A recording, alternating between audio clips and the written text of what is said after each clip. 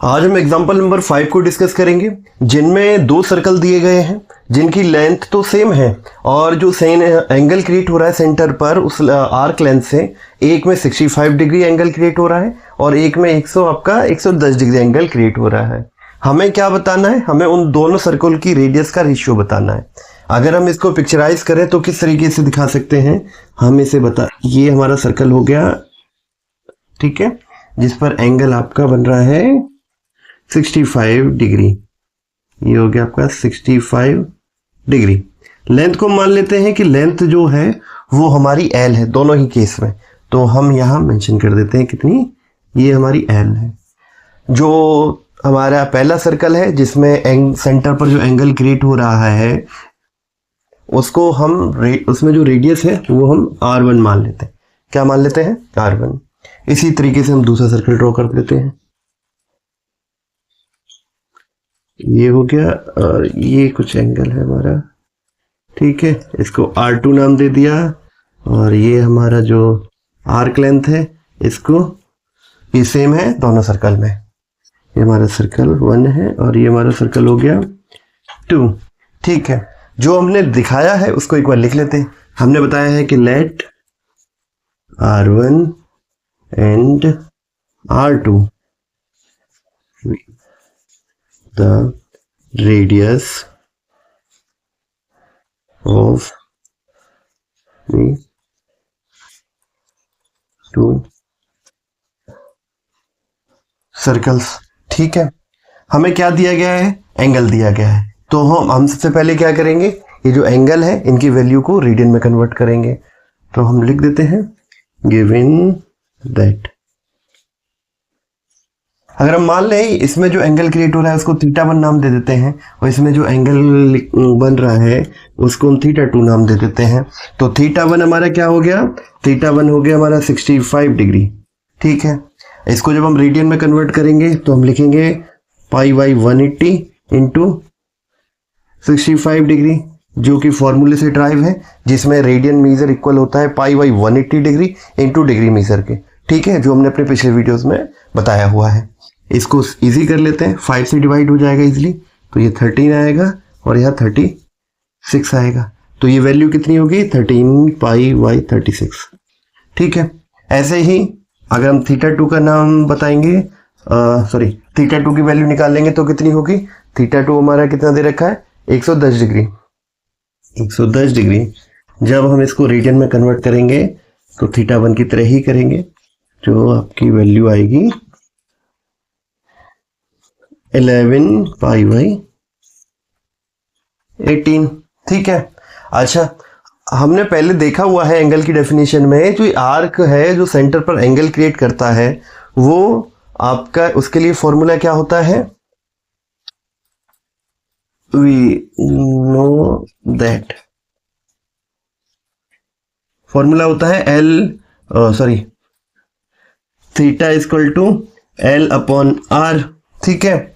या हम इसको इस तरीके से लिख सकते हैं L equal to R/2 theta.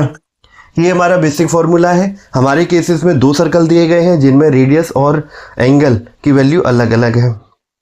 तो हम अगर इसकी बात करें तो हम इसको लिख सकते हैं L इक्वल टू हो गया R1 इंटू θ1, ठीक बात है। इसी तरीके से हमने इसको 1 नाम दिया। हम R2 के लिए जब इसको लिखेंगे तो हम लिख देंगे दूसरे सर्कल के लिए लिखेंगे तो L इक्वल टू हो जाएगा R2 और θ2। सर्कल मतलब इक्वेशन 1 से हम वैल्यू पुट कर देंगे L की इस इक्वेशन, इस वाली इक्वेशन में put L equal to R1 और θ1। देन दोनों इक्वल हो जाएंगे। ये क्या हो जाएगा? R1 θ1 इक्वल टू R2 θ2,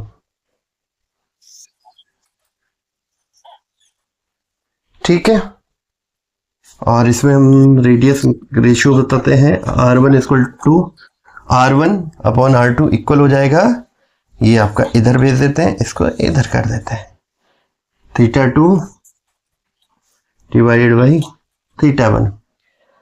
हमारी वैल्यू कितनी है? सॉरी, यहाँ लिख देते हैं, रेडियन है ये हमारा, मैं भूल गया, ये रेडियन है, ठीक है।